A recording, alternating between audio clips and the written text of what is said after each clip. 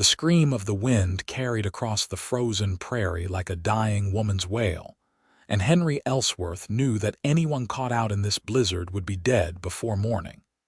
He stood at the window of his cabin, watching the snow fall so thick he could barely see the barn 20 yards away.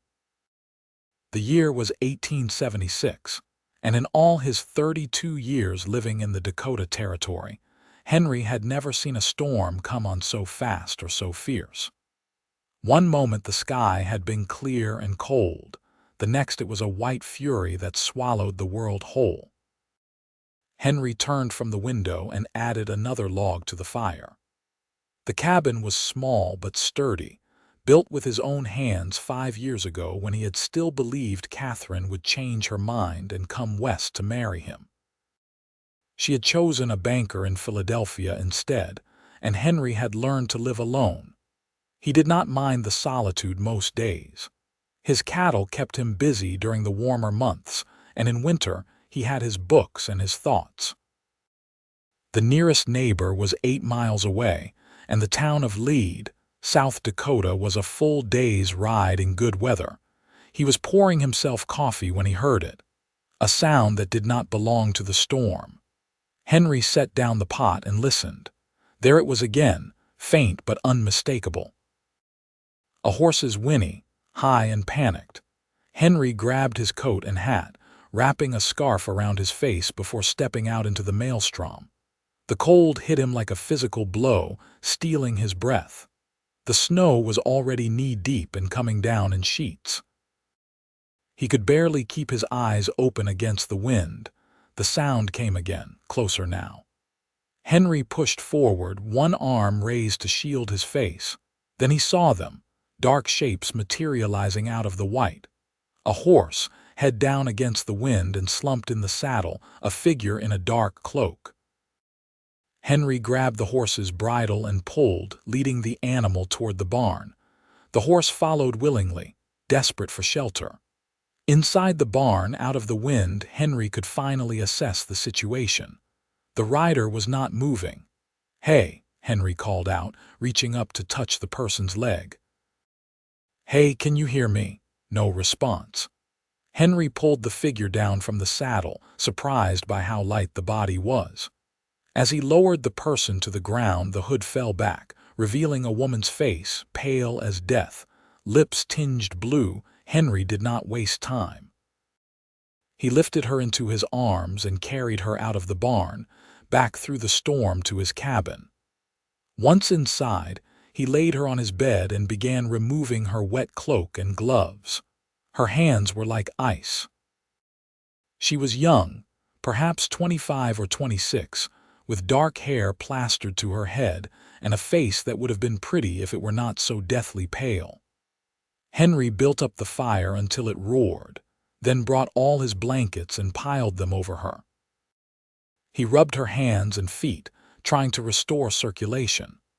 Her breathing was shallow but steady. While he worked, Henry wondered who she was and what in God's name she had been doing out on the prairie alone. No one traveled in weather like this unless they were running from something or desperately lost. It took nearly an hour before she began to stir. Her eyelids fluttered, and she made a small sound in the back of her throat. Henry brought a cup of warm water to her lips. "Easy now," he said. "You are safe. Take it slow." Her eyes opened, dark brown and confused. She stared at him for a long moment, then tried to sit up. Henry gently pushed her back down. "You need to rest. You were nearly frozen to death. I am Henry Ellsworth. This is my cabin. You are safe here." The woman's eyes filled with tears. "My horse," she whispered. "Is she all right in my barn, fed and warm? She is a good animal. She saved your life getting you this far." The woman closed her eyes and nodded. A tear slipped down her cheek. "Thank you," she said, so quietly Henry almost did not hear her. "What is your name?" Henry asked. "Catherine," she said, and Henry felt his heart give an odd lurch at the familiar name. "Catherine Reynolds. I was trying to reach Lead. I have family there, or I thought I did. But I got lost in the storm." "Lead is 20 miles north of here," Henry said. You were heading east away from it. Catherine's face crumpled. I thought I was going the right way. The storm came so suddenly and everything looked the same. How long were you riding in it? I do not know. Hours, maybe. I left a stagecoach stop this morning. They told me Lead was a half-day's ride north. But then the storm came, and I could not see anything, and Sally kept walking, but I did not know if we were going the right direction. Henry pulled up a chair beside the bed. Who is your family in Lead? Maybe I know them. Catherine shook her head. I received a letter 6 months ago from my husband's cousin, saying she had settled there with her family. But my husband died last winter, and his parents made it clear I was no longer welcome in their home in Missouri. I had nowhere else to go. I am sorry about your husband, Henry said, and he meant it, despite the strange flutter in his chest when she had said his name. A widow. She was a widow, alone in the world. Thomas was a good man, Catherine said, her voice thick with emotion. He died of pneumonia. We had only been married 2 years. Henry did not know what to say to that, so he simply nodded. Outside, the wind howled like a living thing. Catherine's eyes went to the window. How long will the storm last? She asked. Could be days, Henry said honestly. These prairie blizzards can go on for a week sometimes, but you are safe here. I have food and firewood enough for 2 for a good while. Catherine looked at him, really looked at him for the first time. Henry wondered what she saw. He was not a handsome man, he knew. His face was too weathered, his features too rough. His brown hair was long enough to touch his collar, and he had not shaved in 3 days. He was tall and broad-shouldered from years of hard work, but there was nothing refined about him. I cannot impose on you like that, Catherine said. I should leave as soon as the weather clears enough. You will leave when it is safe and not a moment before, Henry said firmly. I will not have your death on my conscience. Catherine looked like she wanted to argue, but exhaustion won out. Her eyes drifted closed again. Thank you, she murmured. You are very kind. Henry stood and pulled the blankets up around her shoulders. She was already asleep, her breathing deep and even. He watched her for a moment, this unexpected guest who had appeared out of the storm like something from a dream. Then he turned away and busied himself with practical matters. He brought in more firewood from the covered porch, stacking it near the hearth. He checked his stores and calculated how long they could last. He had plenty of dried meat, beans, flour, and coffee. There were potatoes in the root cellar and preserved vegetables. They would not starve. The storm raged on through the afternoon and into the evening. Henry made stew from dried venison and vegetables, and when Catherine woke again, he helped her sit up and fed her small spoonfuls until she insisted she could hold the bowl herself.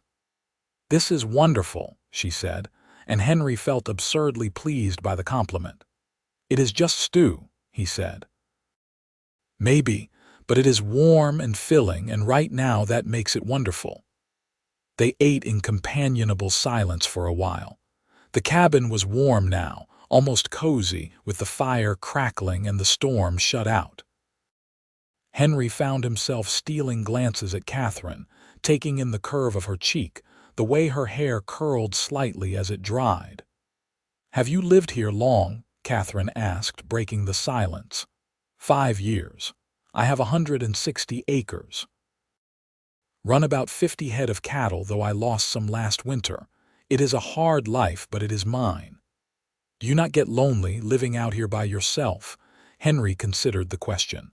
Sometimes, he admitted, but I am used to my own company. I read a lot. I have some books if you would like to borrow any while you are here. Catherine's face lit up. I love reading. What do you have? Henry felt his cheeks warm. Nothing fancy, some novels, some history, a volume of Whitman's poetry. Whitman, really? Catherine looked surprised and delighted. I would love to read that. Thomas thought poetry was foolish, but I always loved it.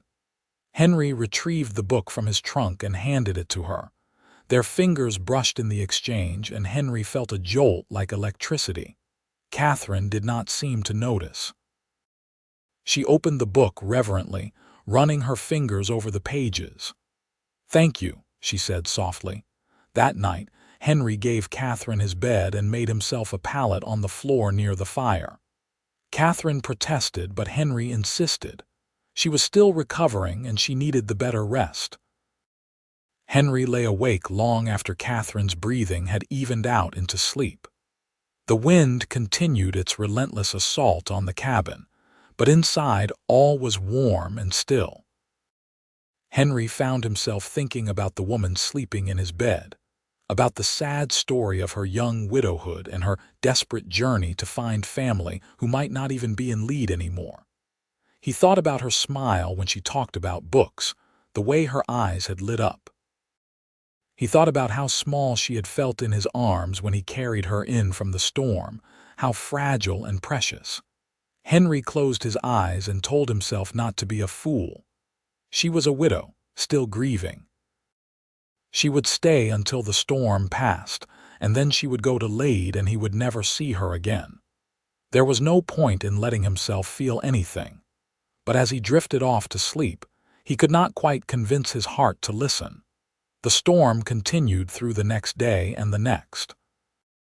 The snow piled up against the cabin walls until the windows were half buried.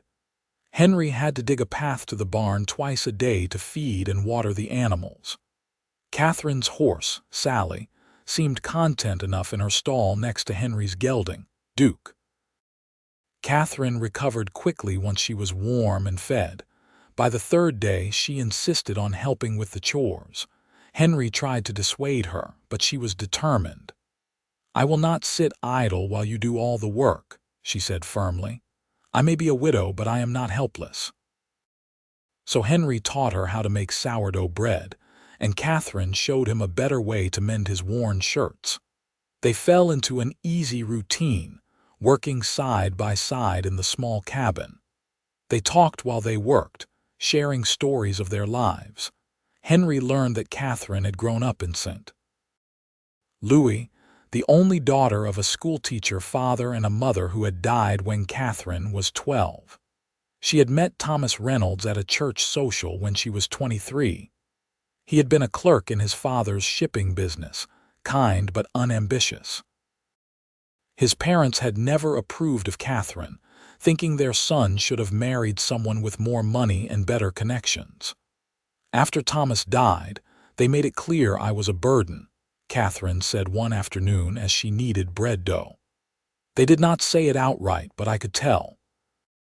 Thomas's mother kept talking about how expensive it was to keep the house, how difficult things were. So when I got the letter from Thomas's cousin Mary, inviting me to come stay with her family in Lead, I took what little money I had saved and bought a train ticket west. "What will you do if Mary is not there?" Henry asked, Catherine's hands stilled in the dough. "I do not know," she admitted. "I suppose I will have to find work. I can read and write well. Perhaps I could teach or work in a shop." "Lead is a mining town," Henry said. "It is rough. Not many opportunities for a woman alone." "Then I will make opportunities," Catherine said with a determination that made Henry smile. He told her about his own journey west, about growing up on a farm in Ohio, about Catherine Mercer who had promised to marry him and then changed her mind, about how he had decided to head west and make a new start, about claiming his land and building his cabin with his own 2 hands. "You regret it?" Catherine asked. "Coming out here alone?" Henry thought about it. "No," he said finally. "I have a good life here. It is not the life I planned, but it is a good life all the same." "But you must get lonely," Catherine pressed. Henry met her eyes across the small cabin. "I did," he said quietly, "before." Catherine held his gaze for a long moment, something unspoken passing between them. Then she looked away, a faint blush coloring her cheeks, and went back to kneading the bread. The days blended together, marked only by the slow rotation of chores and meals and the endless howling of the wind. But Henry found he did not mind. Having Catherine in his cabin changed everything. The small space that had always felt adequate suddenly felt intimate. He was constantly aware of her presence, the rustle of her skirts, the soft sound of her voice, the way she tucked her hair behind her ear when she was concentrating. They read together in the evenings, taking turns reading aloud from Henry's books. Catherine had a lovely voice, clear and expressive. Henry found himself watching her face in the firelight as she read, memorizing the curve of her lips, the way her eyes crinkled when she smiled at a particularly good passage.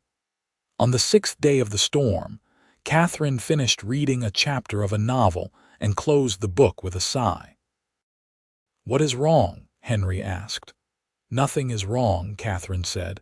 "It is just, this is nice, being here with you. I have not felt this comfortable in a long time, not since before Thomas got sick." Henry's heart began to beat faster. "I am glad you feel comfortable here." Catherine turned to look at him. "Henry, can I tell you something? Of course. I loved Thomas. I truly did, but our marriage was not. It was not passionate, it was comfortable and safe, but there was no fire in it. Thomas was kind, but he never really saw me, not the way." She trailed off, shaking her head. "I am sorry, that is not appropriate." "The way what?" Henry asked, his voice rough. Catherine met his eyes. "Not the way you see me," she said softly. Henry could not breathe. He wanted to reach for her, to pull her into his arms, but he forced himself to stay still. "Catherine, you have only been widowed a year. Your heart is still grieving." "My heart is grieving the loss of a friend," Catherine said, "but I think it has been lonely much longer than that." "And I think yours has been lonely too." She was right. God help him, she was right. Henry stood abruptly, putting distance between them. "You should get some rest," he said, his voice strained. "It is late." Catherine stood as well, moving closer to him. "Henry, look at me." He turned, and she was right there, so close he could see the gold flecks in her brown eyes, could smell the faint scent of bread dough and wood smoke that clung to her. "I know this is complicated," Catherine said. "I know we have only known each other less than a week. But I feel something when I am with you, Henry, something I never felt with Thomas, and I think you feel it too." "It does not matter what I feel," Henry said roughly. "You are a widow. You came here seeking refuge, not this." "And what if I found both?" Catherine asked. She reached up and touched his face, her palm warm against his bearded cheek. "What if I found refuge in something more?" Henry closed his eyes, leaning into her touch despite himself. "Catherine, if I kiss you right now, I will not want to stop at just a kiss." "Then do not stop," Catherine whispered. Henry opened his eyes and looked at her, really looked at her. He saw the truth in her eyes, the desire and the loneliness and the brave determination to reach for happiness, even when the world had been so cruel to her. He lowered his head slowly, giving her time to change her mind, to pull away. But she did not pull away. She rose up on her toes to meet him, and when their lips finally touched, Henry felt something inside him that had been frozen for years begin to thaw. The kiss was gentle at first, tentative. But then Catherine's arms came up around his neck, and she pressed closer, and Henry felt all his careful control begin to slip. He wrapped his arms around her waist and deepened the kiss, pouring all his loneliness and longing into it. When they finally broke apart, both breathless, Catherine smiled up at him with a radiance that made his heart ache. "Stay with me tonight," Henry said. "Not on the floor, not separate, stay with me." "Yes," Catherine said simply. They made love slowly, tenderly, learning each other's bodies by firelight. Henry was gentle with her, treating her like something precious, and Catherine responded with a passion that surprised them both. Afterwards, they lay tangled together under the blankets, Catherine's head on Henry's chest, listening to the storm rage outside. "I never knew it could be like this," Catherine murmured. Henry pressed a kiss to her hair. "Neither did I. What happens when the storm ends?" Catherine asked, a note of fear creeping into her voice. Henry tightened his arms around her. "That is up to you."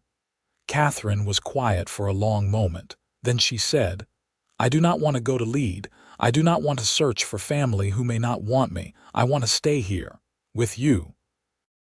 If you will have me." Henry's throat felt tight. "Catherine Reynolds, are you proposing to me?" He felt her smile against his chest. "I suppose I am. Is that too bold?" "It is perfect," Henry said roughly. "You are perfect. And yes, 1,000 times yes." Catherine lifted her head to kiss him. "I love you, Henry Ellsworth. I know it is too soon to say it, but I do. I love you." "I love you too," Henry said, and it was the truest thing he had ever spoken.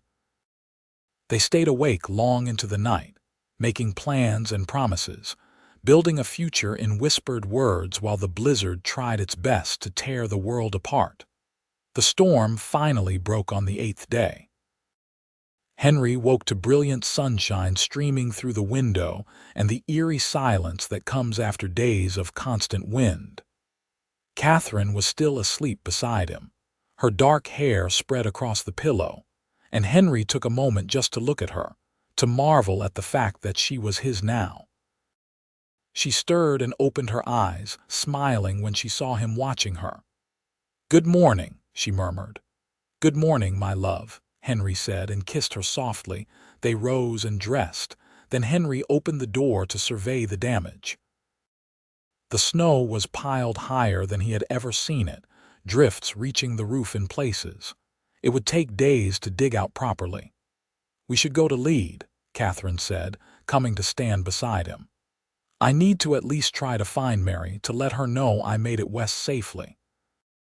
And we should find a preacher." Henry looked down at her, surprised. "You want to marry me right away? I am already sharing your bed," Catherine said practically. "I would rather make it legal and proper as soon as possible, unless you want to wait." "No," Henry said quickly. "No, I do not want to wait. I just want to make sure you are certain. This life, it is hard.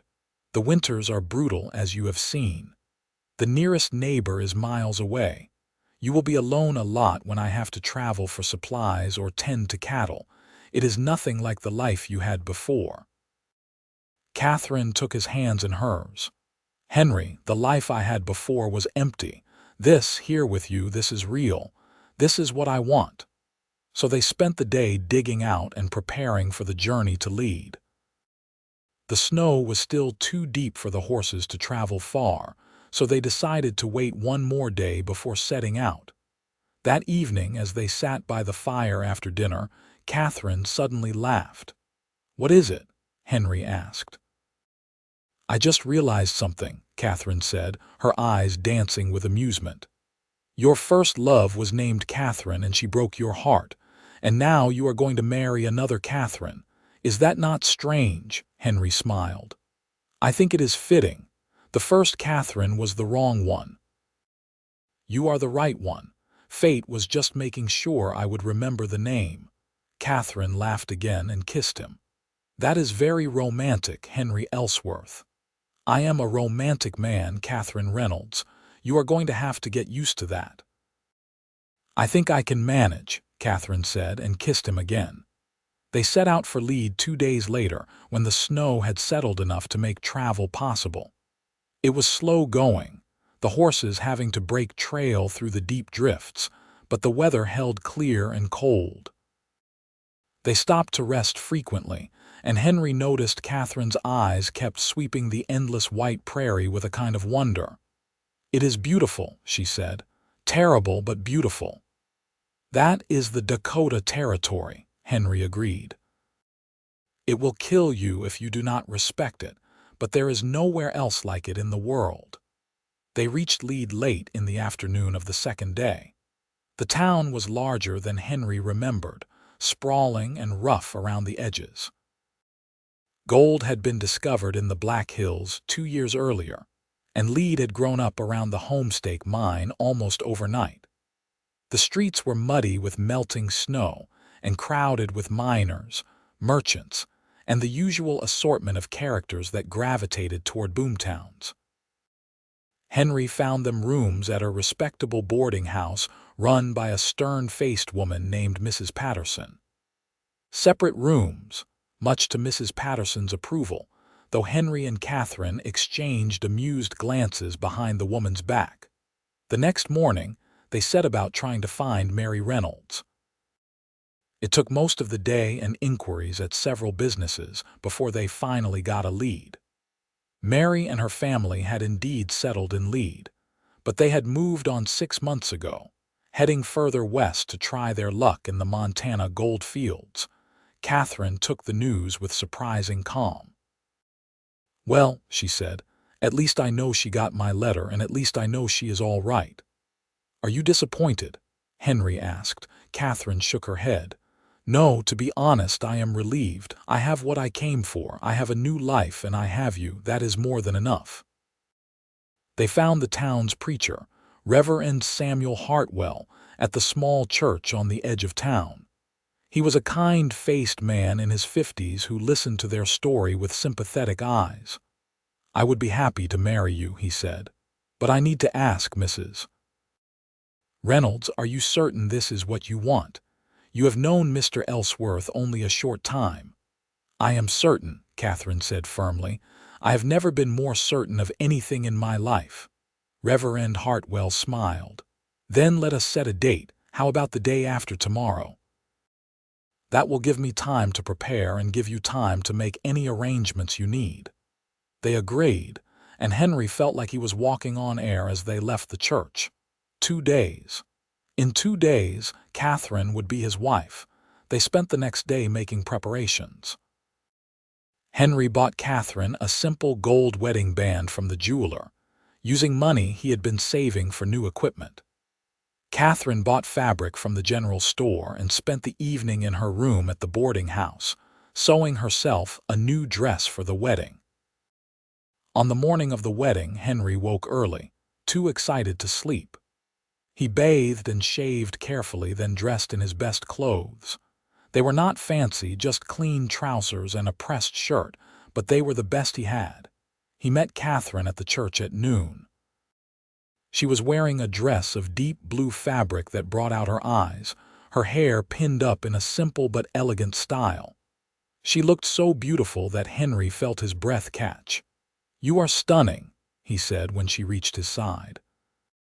"You are quite handsome yourself," Catherine said, her eyes shining. The ceremony was simple, just the two of them and Reverend Hartwell and Mrs. Patterson, who served as witness. But to Henry, it was perfect. He spoke his vows in a clear, firm voice, meaning every word. Catherine's voice trembled slightly with emotion, but she did not falter. When Reverend Hartwell pronounced them man and wife, Henry kissed Catherine with all the love and promise he could pour into that single gesture. Afterwards, Mrs. Patterson surprised them by inviting them to a small wedding supper at the boarding house. She had prepared a feast of roast chicken, potatoes, fresh bread, and even a small cake.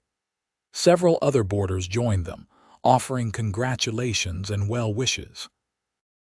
That night, in Henry's room at the boarding house, they made love as husband and wife for the first time. It was different somehow, knowing that Catherine was truly his, that they were bound together in the eyes of God and the law. Henry held her close afterwards, overwhelmed by gratitude for the storm that had brought her to his door. "I never imagined I could be this happy," he murmured against her hair. "Neither did I," Catherine said. "Thank you for saving me, Henry, in more ways than one." They stayed in Lead for 3 more days, making arrangements to have Catherine's few belongings shipped from Missouri and stocking up on supplies for the winter ahead. On their last evening in town, they walked through the streets together, Catherine's hand tucked in Henry's arm. "Are you ready to go home?" Henry asked. Catherine smiled up at him. "I am ready to go to our home," she said. "I am ready to start our life together." The journey back to the cabin took 2 days, but Catherine did not complain about the cold or the difficult travel. She was cheerful and optimistic, already making plans for how she would arrange the cabin, what garden she would plant in the spring. When they finally crested the rise and the cabin came into view, Catherine let out a happy sigh. "It looks like home," she said. Henry helped her down from Sally and pulled her into his arms. "It is home now," he said. "Our home." That first night back in the cabin was different from all the nights before. Catherine moved around the space with new confidence, no longer a guest but the lady of the house. She made supper while Henry tended the animals, and they ate together at the small table, talking about their plans for the future. "I want to learn to ride better," Catherine said, "so I can come with you when you check on the cattle in the spring." "I will teach you," Henry promised. "And I want to learn to shoot," Catherine continued, "in case I am ever here alone and need to protect myself." Henry did not like thinking about Catherine being in danger, but he knew she was right. Out here, everyone needed to know how to handle a gun. "I will teach you that too." Catherine reached across the table and took his hand. "I am going to be a good wife to you, Henry. I am going to make you happy." "You already make me happy," Henry said, "just by being here." The winter passed quickly with Catherine by his side. They fell into comfortable routines, working together to keep the cabin warm and themselves fed. Henry taught Catherine to ride and shoot, and she proved to be an excellent student, focused and determined. She also took over the cooking, proving to be far more skilled than Henry had ever been. In the evenings, they read together or simply talked, sharing stories and dreams. Henry told Catherine about his hopes to expand his herd, maybe build a bigger barn and even a bigger house someday. Catherine talked about wanting a garden full of vegetables and flowers, about maybe keeping chickens for fresh eggs. "And children," Catherine said one night as they lay in bed. "I would like children if God blesses us with them." Henry pulled her closer. "I would like that too. The cabin might get a bit crowded, but we will manage." "We will build that bigger house you talked about," Catherine said, "and fill it with children and love and laughter." "That sounds perfect," Henry said and kissed her. Spring came slowly to the Dakota Territory, the snow melting in fits and starts. But finally, the prairie began to turn green, and Henry was able to check on his cattle. He had lost a few to the harsh winter, but most had survived, and there were several new calves. Catherine came with him on these trips, riding Sally with increasing confidence. She loved being out on the open prairie, loved watching the wildflowers begin to bloom and the hawks circling overhead. "I never knew the world could be so big," she said one day as they rested beside a small creek. "So open and free." "Do you miss Missouri?" Henry asked. Catherine shook her head. "Not even a little bit. This is where I belong with you." That summer they worked together to plant Catherine's garden. She had ordered seeds from Lead, and she carefully tended each row of vegetables and flowers. When the first tomatoes ripened, she was as excited as a child at Christmas. They also worked on improving the cabin, adding shelves and a proper pantry. Henry built Catherine a bench for the porch, and they spent many evenings sitting there together, watching the sun set over the prairie. In August, Catherine realized she was pregnant. She told Henry one morning over breakfast, her eyes bright with joy and nervousness. "Are you certain?" Henry asked, hardly daring to believe it. "I am certain," Catherine said. "We are going to have a baby, Henry." Henry pulled her into his arms, overwhelmed with emotion. "I love you so much," he said roughly. "Both of you." The pregnancy progressed smoothly through the fall. Catherine remained healthy and energetic, though Henry fussed over her constantly, trying to keep her from working too hard. Catherine tolerated his worry with good humor, insisting she was perfectly capable of her usual chores. "Women have been having babies since the beginning of time," she reminded him. "I am not going to break." But Henry could not help worrying. They were so far from town from a doctor or midwife. If something went wrong, he would be helpless to save her. Catherine seemed to sense his fear. One evening in late fall, as they sat by the fire, she took his hand and placed it on her swelling belly. Henry felt a flutter of movement beneath his palm, and his eyes widened. "That is our baby," Catherine said softly. "Strong and healthy, just like we will be. You have to trust, Henry. We are going to be all right." Henry wanted to believe her, but the winter ahead worried him. He made the trip to Lead while the weather was still good, stocking up on supplies and speaking with the town's only doctor, an older man named Dr. Whitmore. "I wish I could promise I will come when the baby arrives," Dr. Whitmore said honestly. "But if the weather is bad, I might not be able to reach you in time. You need to be prepared to deliver the baby yourself." The thought terrified Henry, but he listened carefully as Dr. Whitmore explained what to expect, what to do, what signs might indicate trouble. The doctor gave him a basic medical kit and some books to read. "Your wife is young and healthy," Dr. Whitmore said. "The odds are in your favor. Most births go just fine without a doctor." Henry tried to take comfort in that as he rode home. Catherine was waiting for him on the porch, wrapped in a shawl, and Henry felt a surge of love so strong it almost hurt. "I missed you," Catherine said when he dismounted. "I was only gone 2 days," Henry said, but he pulled her close, careful of her belly. "2 days is too long," Catherine said. "I do not like being apart from you." "Then we will not be apart," Henry promised. "Not until after the baby comes." The first snow fell in November, and by December they were snowed in again. But this winter was different from the last.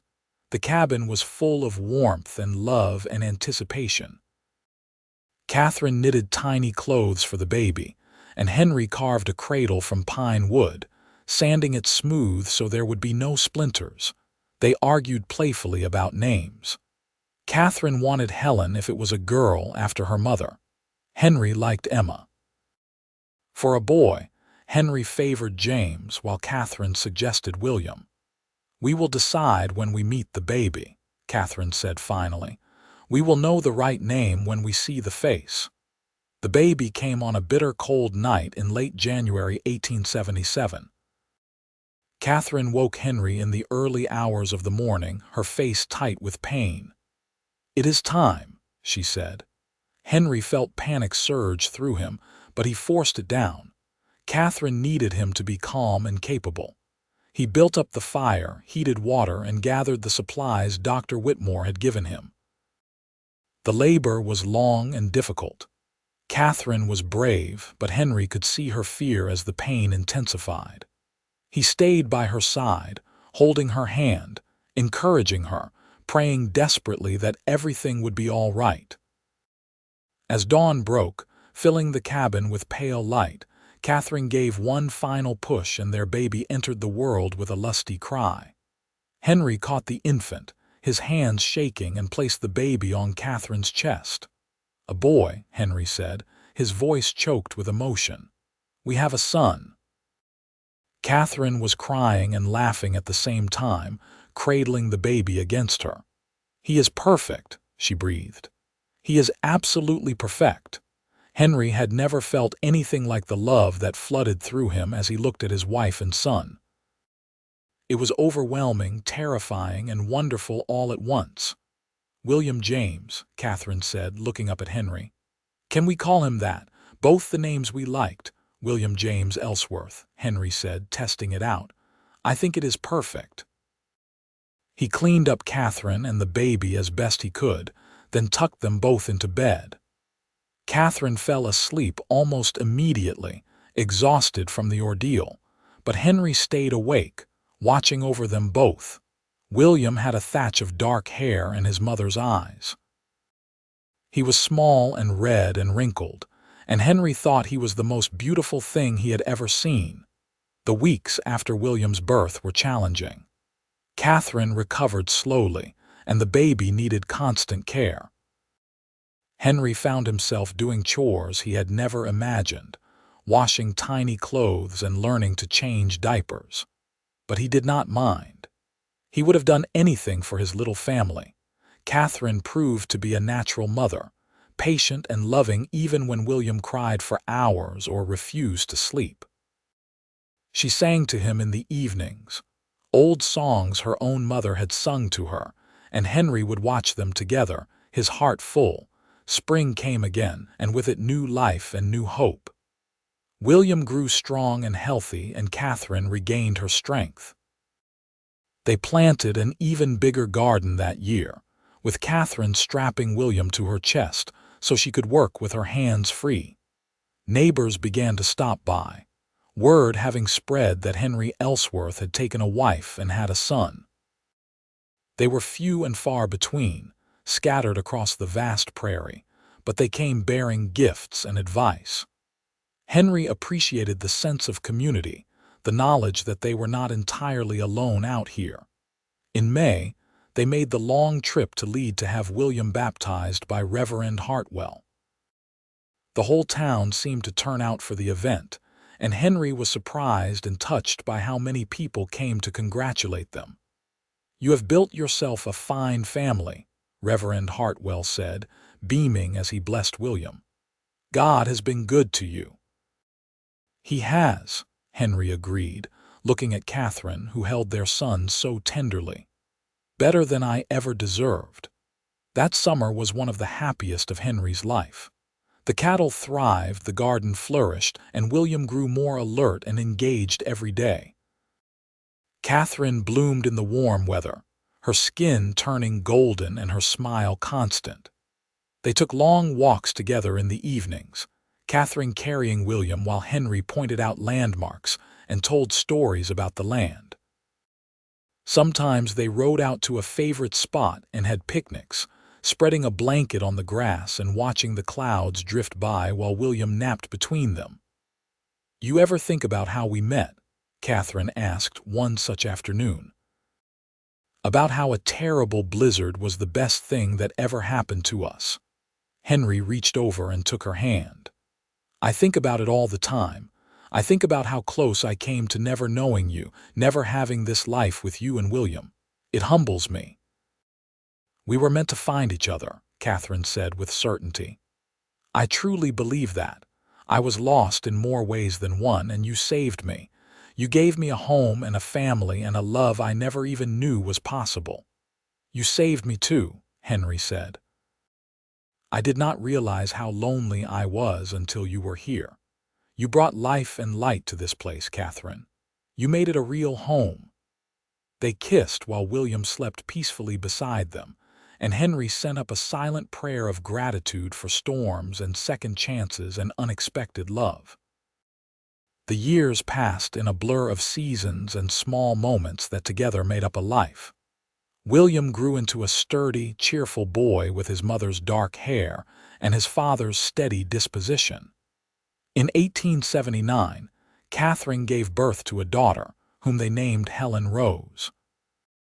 2 years after that came another son, Thomas, named for Catherine's first husband, which Henry had suggested and Catherine had agreed to with tears of gratitude.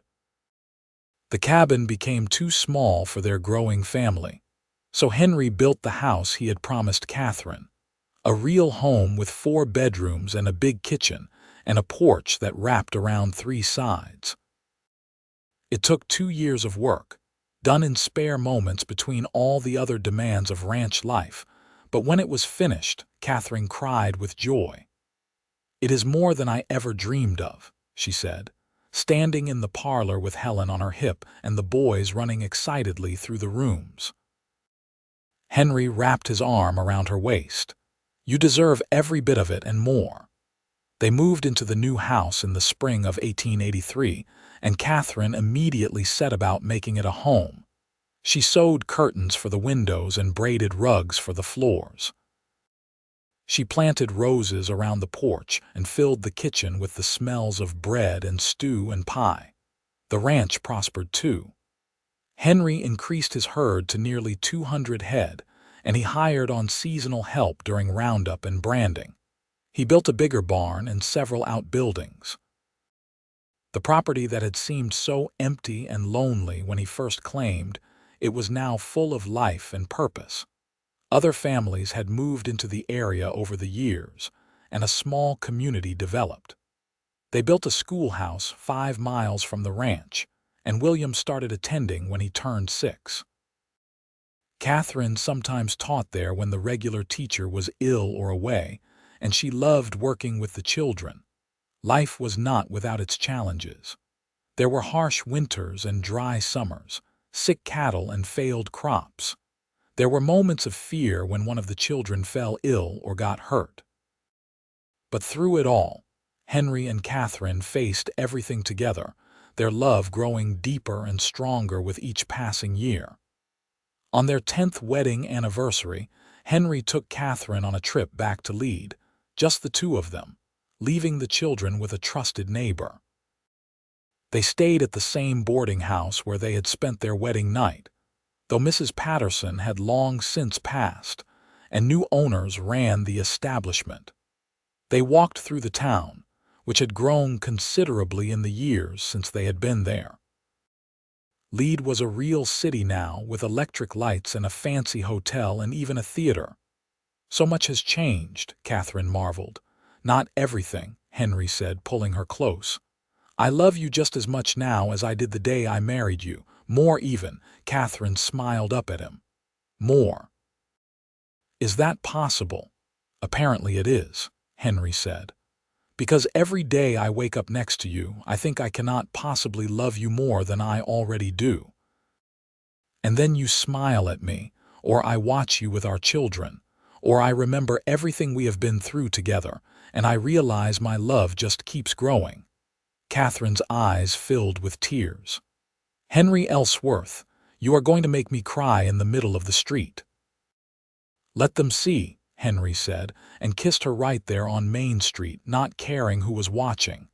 That night, lying together in their rented room, Catherine said, "Thank you for this, for everything, for the life we have built.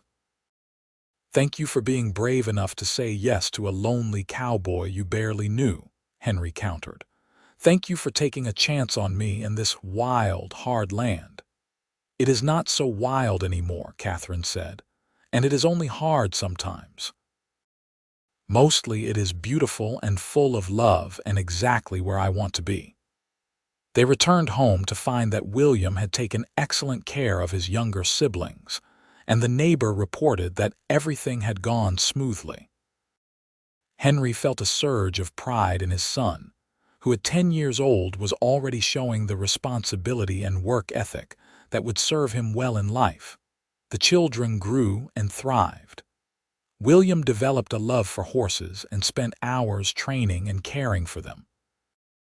Helen proved to have her mother's love of learning, always asking questions and reading every book she could get her hands on.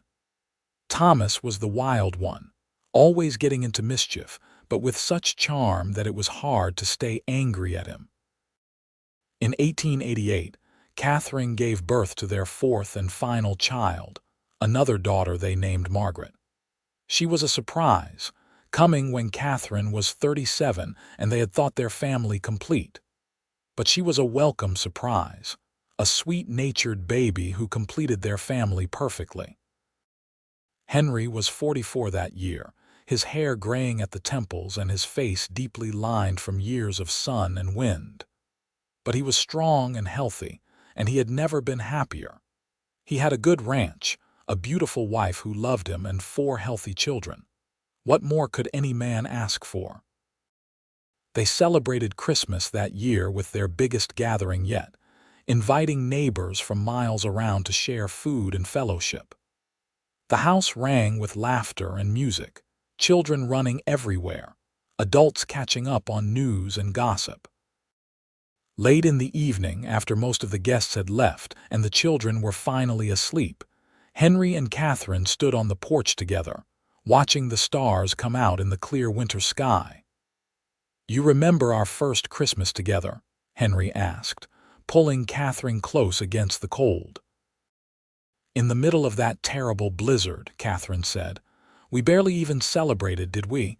We were so focused on just staying warm and fed." I gave you that book of poetry, Henry remembered. Whitman, you cried.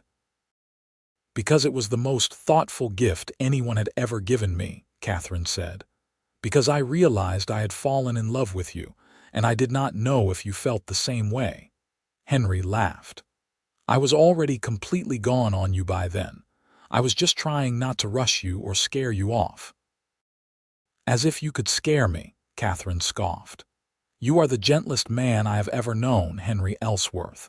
You have never once raised your voice to me or the children. You have never made me feel anything but loved and cherished. That is because you are loved and cherished, Henry said. Every single day, Catherine. You and our children are everything to me. Catherine turned in his arms and kissed him, her lips warm in the cold night air. And you are everything to us. We are so blessed, Henry, so incredibly blessed. The years continued to roll by, each one bringing new joys and challenges. William grew into a fine young man, tall and strong like his father, with a good head for business. At 19, he married a sweet girl named Sarah from a neighboring ranch, and they built a house on the far corner of Henry and Catherine's property. Within a year, they had made Henry and Catherine grandparents for the first time, a grandson they named Henry after his grandfather. Helen followed her mother's path into teaching, taking over the position at the local school full-time when she was 18. She was a natural teacher, patient and creative, and the children loved her. She married at 21 to a young lawyer named David who had moved to Leeds to set up practice. They settled in town, but Helen visited the ranch often, never losing her connection to the land where she had grown up. Thomas, true to form, was the adventurer of the family. At 17, he announced his intention to join the cavalry, wanting to see more of the West. Henry was worried, but Catherine encouraged their son to follow his dreams. We cannot keep them with us forever, she told Henry. We raised them to be independent and brave. Now we have to let them go and trust that they will find their way. Thomas came home for visits when he could, full of stories about life in the army and the places he had been. He was happy, and that was what mattered most to Henry and Catherine. Margaret, the baby of the family, proved to have a gift for music. Catherine had taught all the children to play the piano that Henry had surprised her with on their 5th anniversary, but Margaret had a special talent. By the time she was 12, she could play anything by ear, and she was composing her own songs. Henry and Catherine watched their children grow and make their own ways in the world with a mixture of pride and bittersweet nostalgia. The house that had once been so full of noise and activity grew quieter as the children left home one by one. But it never felt empty because Henry and Catherine still had each other. They were in their 50s now, slowing down a bit but still vital and engaged with life. Henry handed over more of the daily ranch operations to William, though he still rode out most days to check on things. Catherine continued teaching occasionally and kept up her garden, which had become famous throughout the area for its abundance and beauty. They took to sitting on the porch together every evening, rocking in the chairs Henry had made and watching the sun set over the land they loved. Sometimes they talked, sharing memories or discussing the latest news from town or the children. Sometimes they simply sat in comfortable silence, hands clasped, content just to be together. On their 25th wedding anniversary, their children threw them a big celebration. Everyone came back to the ranch, even Thomas, who got special leave from the cavalry. There were grandchildren running everywhere now, 5 of them with more on the way. The house and yard were full of family and friends, all there to celebrate Henry and Catherine's love story. To Papa and Mama, William said, raising his glass in a toast. May you have 25 more years together, as happy as the first 25. Everyone cheered and drank, and Henry felt his throat tighten with emotion. He looked at Catherine, who was beaming with joy, her face still beautiful to him even with the lines that had appeared over the years. She met his eyes and smiled, and in that smile Henry saw everything. Their whole life together, every moment from that first desperate rescue in the blizzard to this perfect celebration surrounded by family. "I love you," Henry mouthed to her across the crowd. "I love you too," Catherine mouthed back. That night, after everyone had finally gone to bed or headed home, Henry and Catherine walked out to the barn where he had first brought her in from the storm all those years ago. It looked different now, bigger and better maintained, but it was still the same structure at its heart. "I stood right here," Henry said, pointing to a spot near the door. "And I pulled you down from Sally's saddle, and I thought you might be dead. I was so scared. And then you brought me inside and saved my life," Catherine said. "You gave me warmth and shelter and kindness when I desperately needed all three. I never imagined, when I heard that horse out in the storm, that I was about to meet the love of my life," Henry said. "That one act of basic decency would lead to all of this." He gestured back toward the house, lit up with lamplight and full of their family. "It was not just decency," Catherine said. "It was goodness. It is who you are, Henry. You are good and kind and generous, and you have made me happier than I ever thought possible." Henry pulled her into his arms. "You are the one who made me happy, Catherine.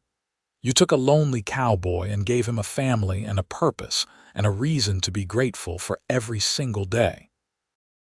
They kissed there in the barn, and it was just as sweet as their first kiss had been all those years ago, full of love and promise and gratitude for the life they had built together. The years after their 25th anniversary were peaceful and good. Henry finally retired from active ranch work, turning over full control to William, who proved to be an excellent manager. Henry still walked the property most days, but now it was for pleasure rather than work. Catherine's hair turned silver, and Henry thought she had never been more beautiful. She continued to be active in the community, teaching Sunday school at the church that had been built 5 miles from the ranch, and mentoring young mothers who sought her advice. They became the center of their large and growing family. Grandchildren came for visits and sometimes stayed for weeks at a time, learning about ranch life and hearing stories about the old days. Henry loved teaching his grandsons to ride and rope, while Catherine delighted in reading to her granddaughters and teaching them to cook and garden. One evening in the spring of 1901, as they sat on the porch watching the sunset, Catherine suddenly said, "Henry, do you have any regrets? Anything you wish you had done differently?" Henry thought about it carefully. "No," he said finally. "I mean, there are small things I might have done differently, mistakes I made along the way, but nothing big, nothing that matters. Do you?" Catherine shook her head. "Not a single one. Even the sad parts, even losing Thomas in the war 3 years ago." She paused, her voice catching. Their adventurous son had been killed in the Philippines during the Spanish-American War, a loss that had devastated the whole family. "Even that, as much as it broke my heart, I would not change, because it was part of the life we lived, the risks we took in letting our children follow their dreams." Henry squeezed her hand. "Thomas lived fully and died bravely. That is all any man can ask for. I am just so grateful for all of it," Catherine continued. "For the family we made, the life we built. For you, most of all, you are my greatest blessing, Henry Ellsworth." "And you are mine, Catherine Ellsworth," Henry said. They sat together as the stars came out, at peace with themselves and each other and the life they had lived. Henry passed away peacefully in his sleep on a cold January night in 1905, 2 months shy of his 61st birthday. Catherine woke at dawn to find him gone, his hand still in hers, a slight smile on his face. She did not cry, not at first. She simply held his hand and thanked him for everything he had given her. For their 30 years together, for their children, for showing her what real love looked like. The funeral was huge, with people coming from all over the county to pay their respects. Henry had been well loved and well respected, a man who was honest and fair in all his dealings, a good neighbor and a devoted husband and father. Catherine stood strong through it all, supported by her children and grandchildren. But after everyone had gone home and the house was quiet, she finally allowed herself to grieve. She wept for the man she had loved for 30 years, for the future they would not have together, for the profound loneliness of facing the rest of her days without him by her side. But Catherine was strong, and she carried on. She stayed in the big house on the ranch, with William and Sarah and their children nearby to look after her. She continued to be active in the community, continued to teach and mentor and love her growing family. She took comfort in her memories, in the wealth of happy days she and Henry had shared. She reread the letters he had written her over the years, smiled at the small gifts he had given her, treasured the photographs they had taken together. Catherine lived for another 12 years after Henry's death, passing away in the spring of 1917 at the age of 66. Her last words, spoken to Helen, who was sitting with her, were, "I am going to be with your father now. Do not be sad. I have lived a wonderful life." She was buried next to Henry on a hill overlooking the ranch, the two of them together again as they had always been in life. Their children had a stone erected with both their names and a simple inscription. Together they built a home, a family, and a love that lasted forever. And it did last forever, in a way. Their children and grandchildren and great-grandchildren carried on their legacy, living with the same values Henry and Catherine had embodied. Hard work, honesty, devotion to family, and above all, love. The ranch stayed in the family for generations, eventually becoming one of the most successful operations in the region. But it was always known as the Ellsworth place, and every generation told the story of how it all began. How a lonely cowboy had heard a horse in a blizzard and gone out to investigate.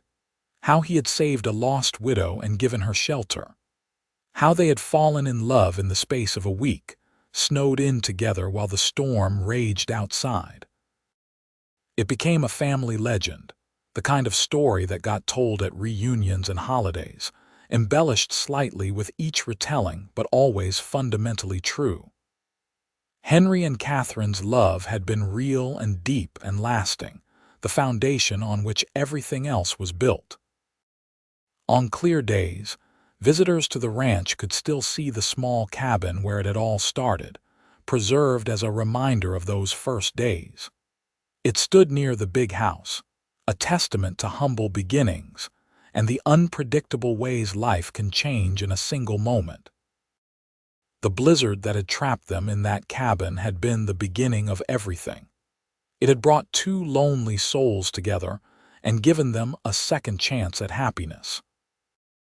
And from that chance meeting in a storm, a great love had bloomed, strong enough to last a lifetime and beyond, strong enough to create a family and a legacy that would endure for generations.